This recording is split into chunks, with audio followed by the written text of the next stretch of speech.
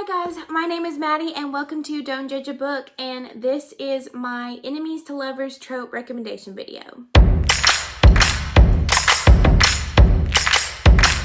Okay you guys, so I don't have as many books in this recommendation video as I did in my friends to lovers video, and I actually just filmed that one. I'm filming these back to back because I feel like they're kind of two sides of the same coin in a way, so I don't have as many as this one. This is part one, so as I read more books or as I think about it, I'll add to this list. But for now, I tried to get one of like pretty much every subgenre, so whatever you're into, and if you like enemies to lovers, you can find them in these. So to start out with, I have My Stubborn Heart by Becky Wade, and this is a contemporary Christian fiction book, and it is so good, and I read it in high school. I read it in high school.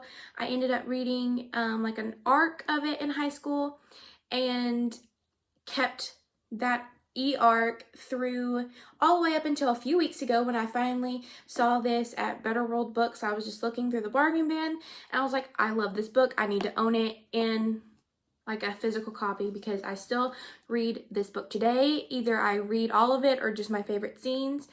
But this book is so good. So it starts off with Kate.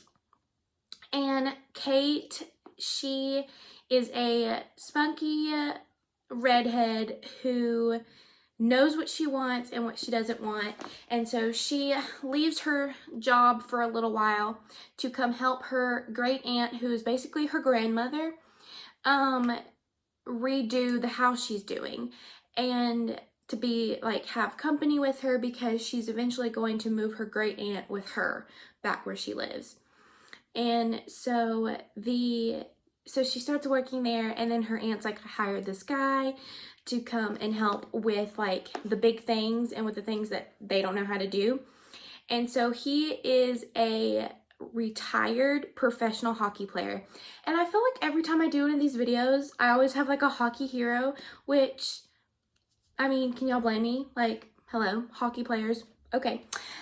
And so he is no longer doing hockey for a reason that I'm not going to tell you because I want you to be as surprised as I was when I read this book.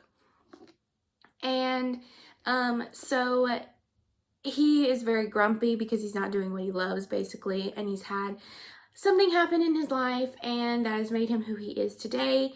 But he's very wealthy, but he doesn't show it. He wears old flannels and he drives an old pickup truck, and so she doesn't know anything about him, and they butt heads right away. And he makes fun of what she calls her work clothes. Like, she wears like leggings and like a t-shirt and like ballet flats, and he's like in like ruined clothes, and he's like, you can't be working in those clothes, like those aren't work clothes. And she's like, this is what I brought to work in. And so he constantly like will describe her in his head as Audrey Hepburn, and I think that's so funny. But anyway, and so Matt, the hero, he is over working really late one night trying to get the plumbing, I believe, working, and her aunt is having friends over for their poker night. And so she's playing, and she's really good at poker, and so the aunt invites him to play, and as her aunt's friends start to look at him and like look at him closely, they're like, oh my gosh, you're Matt so-and-so, and you used to be a hockey player, like we loved watching you. And she's like, what? You were a hockey player? Like, it blows her mind that this guy who drives like a pickup truck, wears clothes with holes in it, and is the wealthy hockey player that they're talking about. And so she ends up looking at videos about his past and like realizes he's really good. And so they start butting heads because she's like, why don't you play anymore? And he's like, well, that's none of your business. And so it's just so funny because the old ladies in this book, during their poker nights, I cannot stop laughing. They like I think it's funny because it's their age, and what they say is definitely not corresponding with their age, and it is so funny. and she ends up learning about his past, and she has asthma.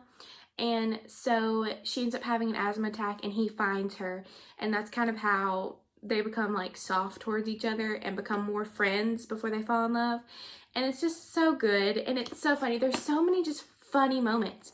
Like, it's not a rom-com, but it could be. Like, it's such a funny book, and I would recommend this one. Okay, so this next one I have is a paranormal, and I just read this series for the first time this year. I still have 2 more books in the series to read, but I still would recommend this series. It's really, really good. And it's Halfway to the Grave by Jeaniene Frost, and I really, really loved this series. And it follows Kat, and she is a vampire hunter. She just kills everything in her mind that she thinks is evil. And so she is going to nightclubs every night, and other hangouts where vampires hang out, and she basically talks them into leaving the place, and she usually has the vampire drive them somewhere, usually to a park or like the docks or something, and she kills them. And then she leaves, and she goes back home, and she lives with her grandparents and her mom. And her dad was a vampire, and her mom was human, so that's how she's half vampire. But she doesn't know she knows what she is because her mom has just recently told her. So she's just now figuring out that she's not human, like she's different, and she realizes all the evil that's in the world, and she wants to get rid of it. And her mom is saying like she's half evil, so she has to do everything in her power to not be evil, and she never can understand why her mom calls her half evil when she doesn't feel like she is evil. And so, but she wants to prove her mom that she is good and that she is worthy of her mom's love. And she ends up being well known in the town for like because her mom was pregnant with no husband. Her grandparents have a business, and so since people know because they have a business, they kind of call them like the slut family. That's literally what they're called. And so she has to be careful when she's out around town, and the way she dresses, because she wants the vampires to pay attention to her, and so that just makes everything worse. Well, she's out one night and she sees a vampire, and she's like, she has the ability to feel how powerful someone is, and she thinks that's the evil she's feeling. She doesn't think that's the power coming off of them, that's the evil. And so she feels it, and she's like, wow, this person's really like strong, like they have a strong evil sense coming, like I can feel how evil they are. They must have done a lot of evil things. And he has like bleached hair and all of this, and she's like, great, like I don't even want to talk to this dude, but I can't let him go hurt people. And so she goes and talks to him and like tries to make a conversation. He's like, maybe later, like I can't talk right now, because he turns out to be on a mission of his own. And so she ends up like, in her mind, she starts beating herself up. She's like, I let him leave, like he's going to go hurt someone, and I let him leave. Like my mom is basically gonna like shun me now because I didn't kill him. And so, but she ends up finding another vampire that night and killing him. But the whole time, the other vampire is watching her. And because the one she kills was the one he was supposed to kill. And so this is where she meets Bones. And Bones is a master vampire, and he's a bounty hunter. So he kills the evil vampires. So the whole journey is they butt heads because he is trying to understand how her eyes glow green, but she has a beating heart. And so he like chains her up and basically is like, if you don't tell me, like I'm gonna kill you. And she's like, I'm telling you the truth. I'm gonna kill you anyway. And so he's like, you know what? Like, let's work together. And she's like, okay. Like, so in his mind, he's like, I'm gonna learn everything I can about her, so if there's more. And then in her mind, she's like, I'm gonna learn everything about him so I can kill him. So the whole time they're working against each other while working together, and it's so funny. There's some really funny moments between them, and she messes up a lot when she's learning to fight. And it's so funny. And because she says everything that comes to her head, like she has no filter, and so that's really, really funny. And the author did this really well, that it was written either in 2010 or before 2010, and it still holds up. Like there's not moments where I'm like, or something. Like, this book is really good, so I would recommend this one. Okay, so the next one is a fantasy that y'all probably have all heard about. It's more of a dystopian than a fantasy, but it is enemies to lovers as you go in the as you go in the series. So I wanted to mention it in this, and that's Shatter Me. And I am very iffy about this series, but it is enemy to lovers, and I know a bunch of y'all would probably really like this book or this series. And so the first one I loved. I love the main character. Like, I love her so much. She's one of my favorite heroines of all time. Like, I love her story. I love how she overcomes darkness and she learns the power she has, and the power that she has makes her very isolated. And no one wants to be around her, but she finds someone that does. She finds two people that do, actually, and she ends up falling in love with both of them. So this series is a love triangle, but the one that I love the most is the enemies to lovers. And I'm not going to tell you their names. I'm not going to tell you the guys' names because I don't want it to spoil, because I feel like if I tell you your names and you haven't read this book and you start it and you see their names, you're gonna know. So I'm just not gonna say their names. But my favorite romance in this series is the enemies to lovers one. And it's so cute because both guys are trying to show her that, like, she deserves love and friendship and human compassion, and like, she's never been hugged before. Like, she gets put into a mental hospital because she sees a little boy in a grocery store being abused, and so she runs over and catches the little boy and ends up burns him, and he dies because her touch is lethal. And so it's kind of like superheroes in a way. Because it's dystopia more than it is fantasy. And so, and all the people that are like her who have different powers are more superhero powers than, like, let's say, like witches or fays or fairies or anything like that. And so, but the romance in this, that enemies to lovers, is really well done. There are moments in this series that I don't know if I like or not. There are some characters that I really don't like. The main heroine I really love, and then the guy with enemies to lovers, I really like his character. I feel like they both have the most character growth in the series, but this is definitely one, if you like dystopians, if you like different powers that we don't see in a lot of books, then I would check this one out. Okay, so then I have Meant to Be by Becky Wade. So this is another one by Becky Wade. She does enemies to lovers really, really well. This book is a romance, a little women's fiction-y, but I didn't mind it. Like, I cannot stand women's fiction. And to be honest, I didn't even know this could be found in women's fiction until like years after I've read it. And I really love this book. And so Ty and Celia are the two main characters, and they were enemies in high school. So she was friends with one of his brothers in high school.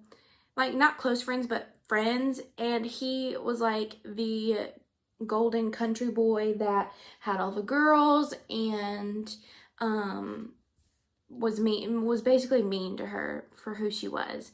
And so then they meet up later on when they're older, but they find each other in Vegas, and she is there for just like a girls trip, and she's never been, and she's very overwhelmed, and he goes a lot because he is a bull rider. So he is there celebrating, winning a rodeo, and he is in Vegas because of that with his buddies, and he ditches his buddies, she ditches the girls, and they end up being friends in Vegas. And she's like, wow, I've had this crush on this guy and he's actually noticing me. Like, he was mean to me in high school, but he's nice now. And so he gets drunk and starts flirting with her, and she doesn't drink. So she's like, I'll just take care of you in Vegas.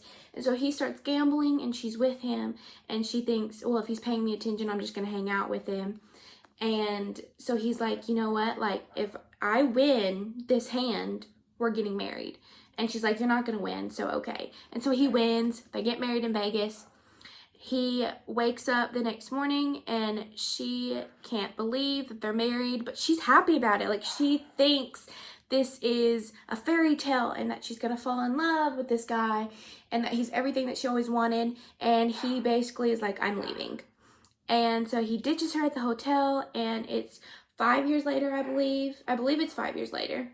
And she has a daughter, and she tries to contact him once when she's pregnant with her little girl, and he doesn't answer her. He thinks that she's just trying to get a divorce, and he doesn't want to believe that they're actually married.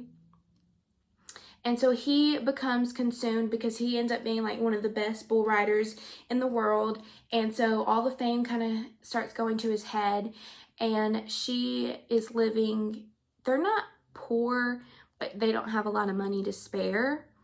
And so she's a single mom, and I don't usually like the secret baby trope, but she did try and contact him in this book, and I think that's what made me like it. Like, she did put the effort in to try and tell him that she was pregnant. He just didn't want to acknowledge that she was calling or trying to contact him. And so I didn't mind it as much in this book, and then as I read it, I really enjoyed it. But so I would really, really recommend this book. Don't let that trope keep you from the enemies to lovers, because he ends up getting hurt and comes and finds her because his fiance at the time is like, you know what, since you're hurt and you have to recover, like, it would be the best time for us to get married. And he realizes he has to get her divorced, and so he comes to find her, finds out she has a child, and the child looks just like him. And so he's like, that's why you called me all those years ago? And she's like, yes. And so he's trying to win her back because he realizes he really did love her, and he wants to be a dad to his child, and she won't have anything to do with him. She's like, I called, I tried to do the right thing, you left me married without a husband and with a baby without a dad. But I really loved this one, so I would recommend this one. So the last one that I have is The Mafia and His Angel, and this is a mafia romance, sorta. Well, not sorta, it really is. But it has it's like suspense, really. It's like romantic suspense in a way. And it is by Lylan James. And I really loved this series. It's 5 books in the series, but the first 3 books follow the same 2 characters, and then the last 2 books follows 2 different characters. And so this girl, she has grown up in this mafia world. Her dad is in the mafia and is in the charge of the Italian family. And she's been raised to hate the Russians and be a good girl and do exactly what she's told to do. And so she, at 14, she's basically married off to somebody that her dad is trying to do business with, and he takes advantage for her. So there is trigger warning for sexual abuse in this book, loss of a child, and violence, of course, in this book. But it was really well done to the point where it didn't consume you and you felt really terrible reading it. And so she finally sees her opportunity 8 years later that she is going to run away from this whole world. And she's like, this is my chance. So she ends up running away, finds this parked car outside of the estate, jumps in the back. This big, strong guy gets in the car and drives back to an estate that looks like the one she just came from. And so she's like, great, did I go to another Italian house? It's probably just a business partner. Why did I jump in this car? And so she gets out of the car, and these people start speaking Russian to her and coming at her with guns. And she's like, oh my gosh, am I at the Russians' house? They're going to kill me just for being an Italian. We don't get along. She knows the history because she's grown up in this world. And so she runs into the house. Of all things, she runs into the house. And I'm like, why? Why? They're gonna find you. And so she runs in the house, she runs upstairs, finds the first bedroom that's door is unlocked, and hides under the bed. Well, she gets dragged out from under the bed by this big strong guy that was driving the car, and he ends up being the boss of the Russian mafia. And it's so funny because he like doesn't notice that she's Italian, and she doesn't know enough to like put her in danger, and so she keeps her identity a secret and doesn't tell him her last name. And so she basically becomes a maid for the house, and he becomes very protective of her because he realizes like she ends up having some nightmares and some like PTSD flashbacks, and he can relate to that because he had a hard past. And so he kind of takes her under his wing and is like, you know what, like we're gonna get through this together, like I'm gonna be your friend. And she's like, we can't be friends, like if you knew who I was, we'd be enemies. They don't get along very well, but she ends up becoming friends with his sister. And so when he notices that she's close with them, he's like, fine, like I guess I'm stuck with her at this point. The author just wrote this book so good, and it was so suspenseful, and I was here for it. So I would definitely recommend the first 3 books. I haven't read the last 2, but I would definitely recommend the first 3. Okay guys, that is it for my enemies to lovers recommendations. I am so glad you were here. Don't forget to subscribe and hit that like button, and I'll see y'all next time. Bye.